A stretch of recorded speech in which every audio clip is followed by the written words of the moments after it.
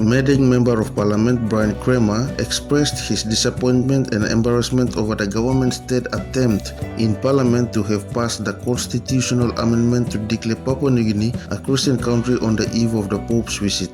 Parliament voted 73-7 in its favor, but the result was short of 6 more votes to reach the absolute majority of 79. Bryan Kramer told the media conference that he was embarrassed by the government's failed attempt to push the third vote on Christian country bill.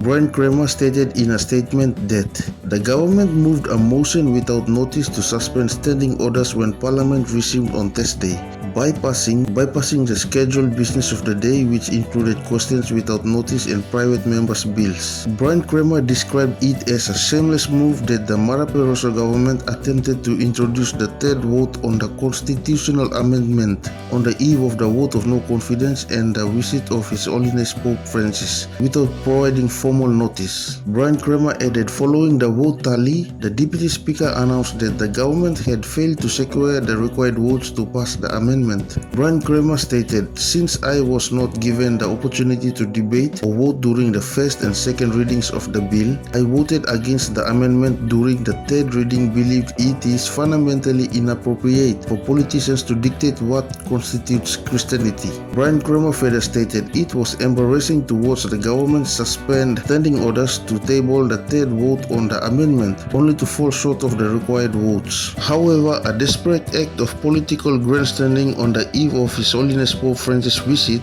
while all members of Parliament know that Thursdays are reserved for private members' bills. Bryan Kramer further criticized the timing of the vote. With the Pope's visits approaching, it's clear the Prime Minister was eager to pass this amendment, intertwining matters of church and state, especially with the looming vote of no confidence. Bryan Kramer concluded, "I maintain that such a significant constitutional change requires proper consultation with our religious institutions. This is the second time Marape has failed to pass this amendment."